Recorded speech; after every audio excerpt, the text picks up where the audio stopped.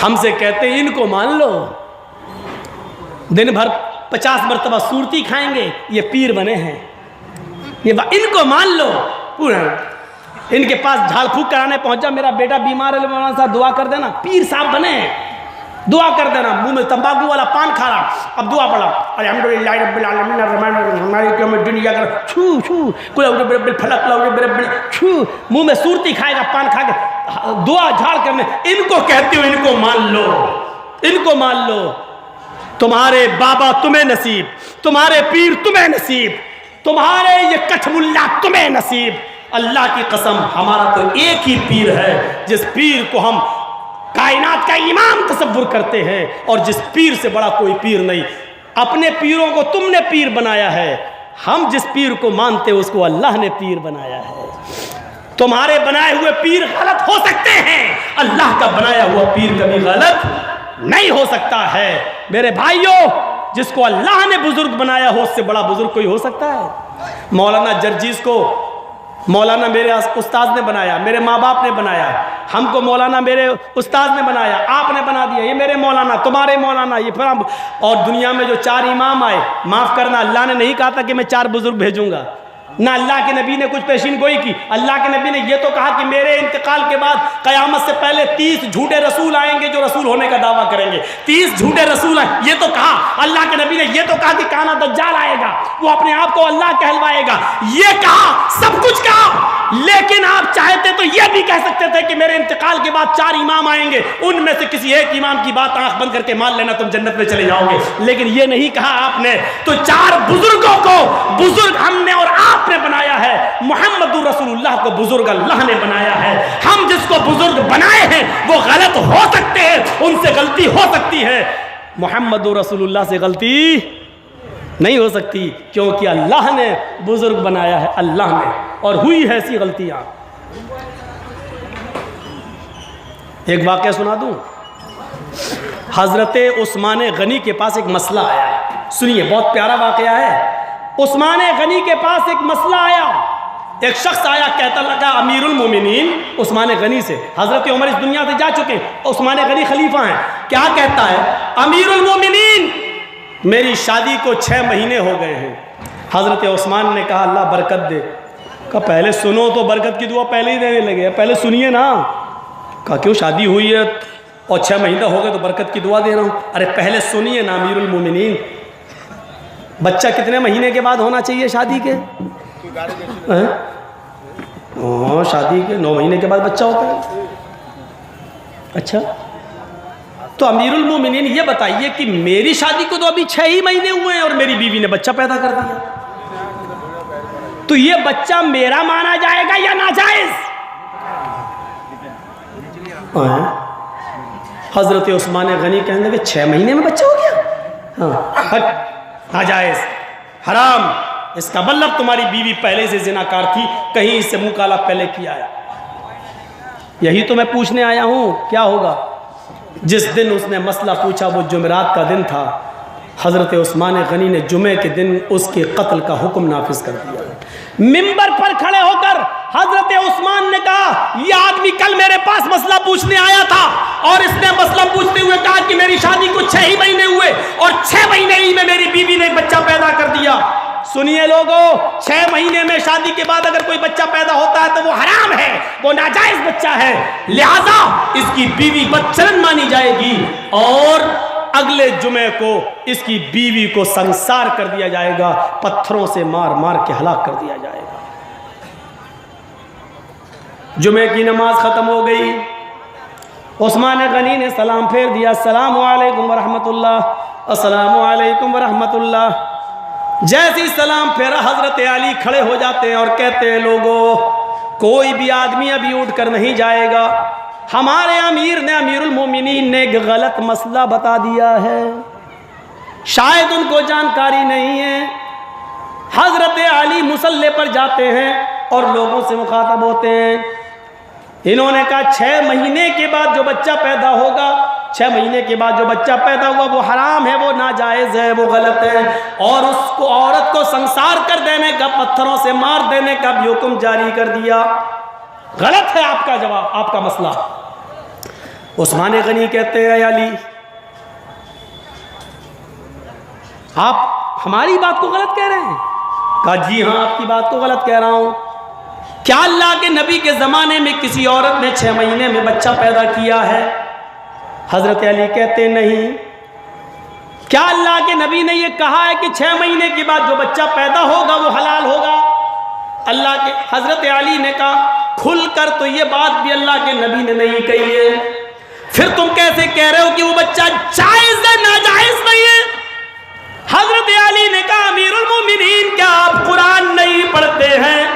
हज़रत उस्मान ने कहा कुरान पढ़ता हूँ, लेकिन कहाँ लिखा कुरान में कि 6 महीने के बाद जो बच्चा पैदा हो जाए, 6 महीने में जो बच्चा पैदा हो जाए वो हलाल है? हज़रत अली कहते हैं आओ मैं तुम्हें बताता हूँ। क्या कुरान के अंदर आपने ये पढ़ा है? क्या कुरान के अंदर आपने पढ़ा है? ये आयत पढ़ी है कि माएँ अपने बच्चों को दूध पिलाएं, वल्वालिदातु युरज़िना औलादहुन्ना हौलैनि कामिलैन, माएँ अपने बच्चों को दूध पिलाएं मुकम्मल 2 साल, मुकम्मल 2 साल। हाँ ये पढ़ा है मैंने, 2 साल कहाँ? कुरान में एक दूसरी जगह अल्लाह ताला फरमाता है व फिसालुहु फी आमैन, दूध छुड़ाने की मुद्दत 2 साल में है, यानी औरत अपने बच्चे को 2 साल के अंदर अंदर दूध छुड़ा सकती है। 2 साल पूरे होने के बाद 1 दिन भी ज़्यादा नहीं पिला सकती है। अरबी महीने जोड़े जाएंगे, अरबी 2 साल कहा? हाँ तो कहा कि 2 साल में दूध छुड़ाएं या 2 साल तक दूध पिलाएं? हजरत उस्मान बिगड़ गए, अरे बात तो एक ही है, तो दूध पिलाने की मुद्दत है ये, बच्चे की बताओ। हम तो कह रहे हैं 6 महीने के बाद जो बच्चा पैदा हुआ वो हराम का, आप हमें दलील दे रहे हैं कुरान से दूध पिलाने की। हजरत अली ने कहा वहीं आ रहा हूं, पहले आपको ये बता दूं कि दूध पिलाने की मुद्दत कितनी है। हजरत उस्मान ने कहा 2 साल। कहा 2 साल है? हाँ। 2 साल में महीने कितने होते हैं? कहा 1 साल में 12, 2 साल में 24। कहा 24 महीने याद रखना कि हाँ। उस्मान गनी ने कहा 24। 24 महीने कितने हुए? कहा 24 महीने 2 साल। 24 महीने किसके हुए? दूध छुड़ाने के। 24 महीने के बाद दूध नहीं पिला सकती है माँ। का अच्छा ठीक है, आइए अब कुरान की तीसरी आयत में बताता हूं। अल्लाह ताला कुरान में कहता है व हमलुहु व फिसालुहु सलासूना शहरन, औरत के हमल की मुद्दत यानी पेट में बच्चे की मुद्दत और फिसालु और दूध छुड़ाने की मुद्दत, दोनों को जोड़कर अल्लाह ने कहा सलासूना शहरन, 30 महीने। 30 महीने जब अल्लाह ने हमल की मुद्दत और दूध पिलाने या छुड़ाने की मुद्दत 30 महीने बताई है, तो इसका मतलब यह हुआ कि एक मुद्दत हमल की है, एक मुद्दत दूध पिलाने की है। दोनों मुद्दतों को जोड़ा तो कितने हुए? का 30 महीने। का 30 में 2 साल यानी 24 महीने दूध पिलाने के हो गए। तो 30 में से 24 को अलग कर दो तो कितने हुए? कहा कितने बचे? कहा 6।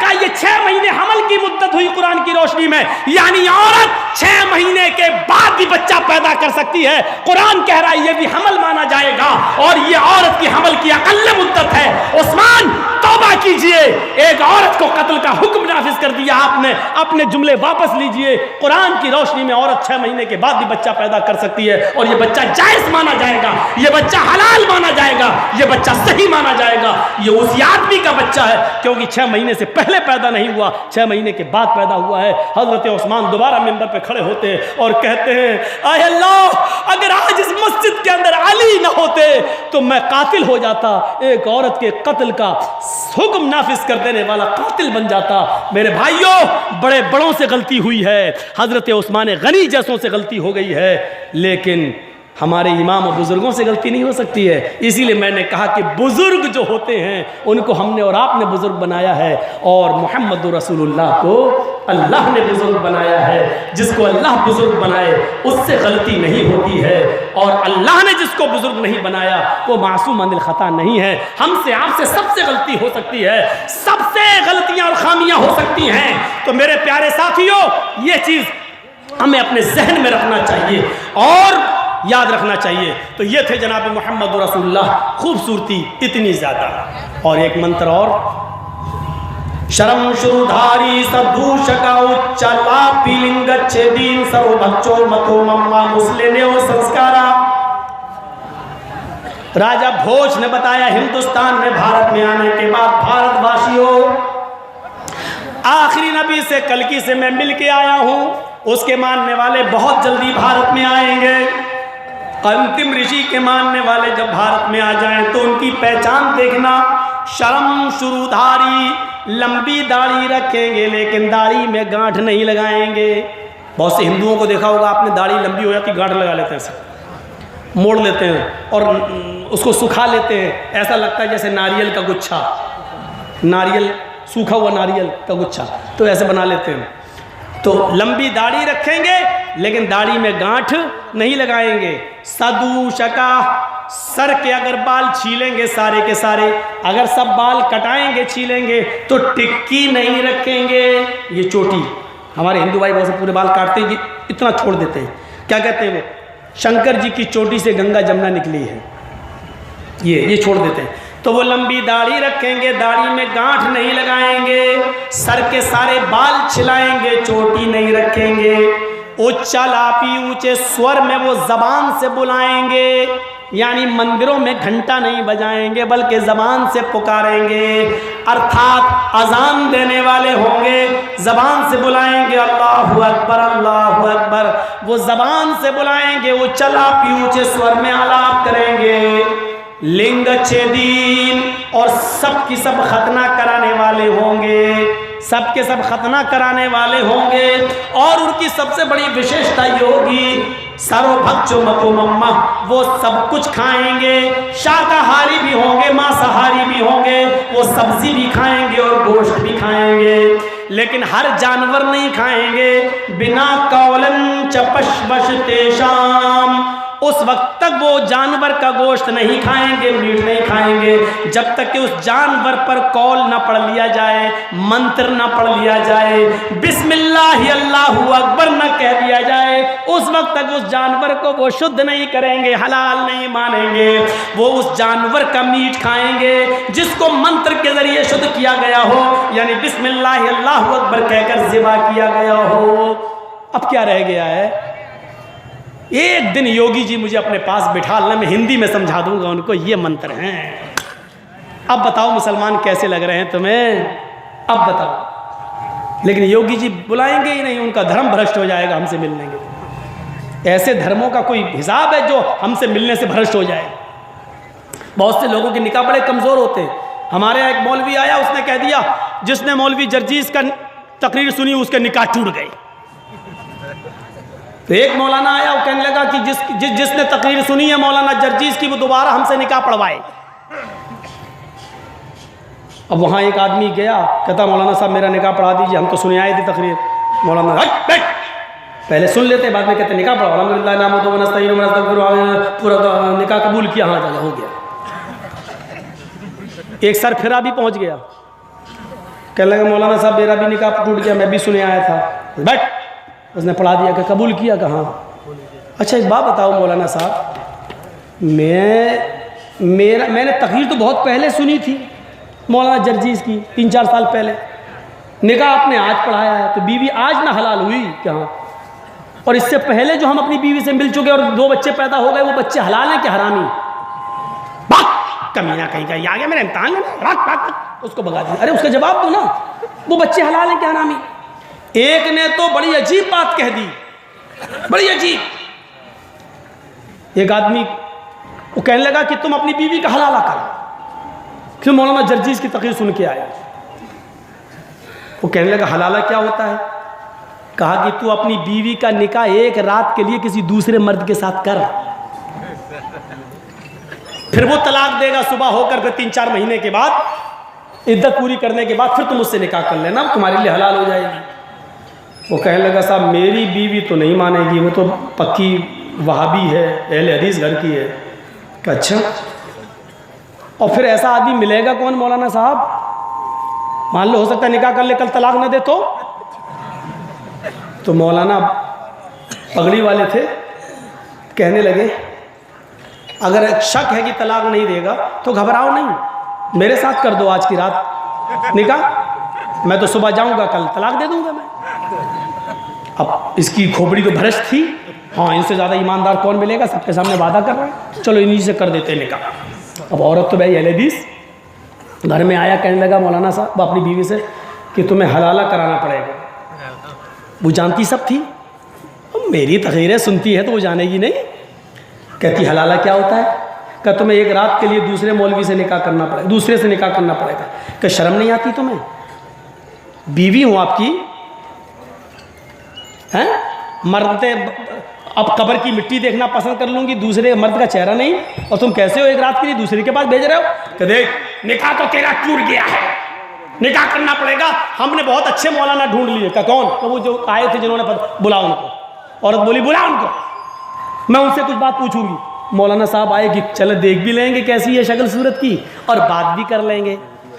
वो सामने आके बैठ गई, खूबसूरत तो थी, मौलवी साहब का दिल ललचा ही गया था पहले से। कहने लगी मौलाना साहब प्रॉब्लम बताइए क्या है? कहीं आपके हस्बैंड ने उनकी तकरीर सुन ली, उनका निकाह टूट गया, तुम उनके निकाह में इसलिए हलाला होगा। का अच्छा हलाला क्या होता? कि तुम्हें एक रात के लिए दूसरे के साथ निकाह करना पड़ेगा। क्या उसकी तो गारंटी नहीं है कि वो आदमी तलाक दे दे, फिर क्या होगा? मेरे ये बच्चों की जिंदगी क्या होगी? इसीलिए तो मैं आया हूं तुमसे निकाह करने, मुझसे कर लो, आज की रात रखूंगा, सुबह तलाक दे दूंगा तुम्हें। कहने लगी अच्छा, शादी तो मर्जी से होती है, अगर मेरी मर्जी तुमसे ना हो तो? कि नहीं नहीं सोच लो भाई, भरोसे वाले हैं हम, कल सुबह तलाक दे देंगे। कहती है मौलवी सन, अब क्या तकरीर किसने सुनी? का तुम्हारे शौहर ने। शौहर बोला ए बदतमीजी से बात मत कर मेरे मौलाना से। वो कहती है सुन चुप, बदतमीजी निकाह तक करने के लिए लाया, एक रात के लिए इसके पास भेजने के लिए भी तैयार हो गया, इससे बड़ी बदतमीजी क्या होगी? आदमी बोला है तुम बहुत ज्यादा बोल रहे हो। चुप, ये बता कि तकरीर किसने सुनी? कहता मैंने। निकाह किसका टूटा? मेरा। का गलती किसकी थी? का मेरी। तो मैं क्यों हलाला करूं, तू कर हलाला, जा।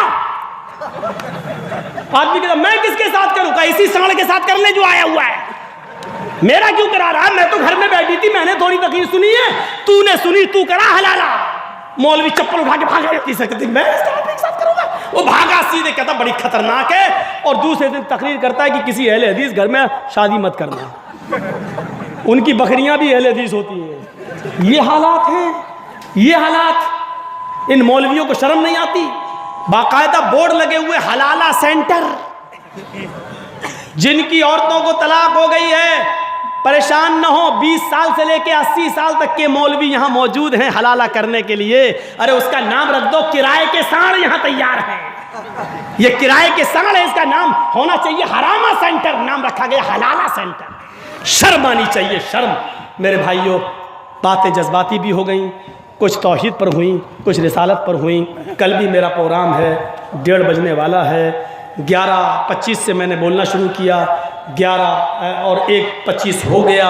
मैं अब रुखसत होता हूँ इस दुआ के साथ कि अल्लाह ताला हमारी ज़िंदगियों में इनकलाब पैदा फरमाए, कुरान की ताज़ीम करने की तौफ़ीक़ अता फरमाए, इस्लाम की इज़्ज़त करने की तौफ़ीक़ अता फरमाए, मुहम्मद रसूलुल्लाह की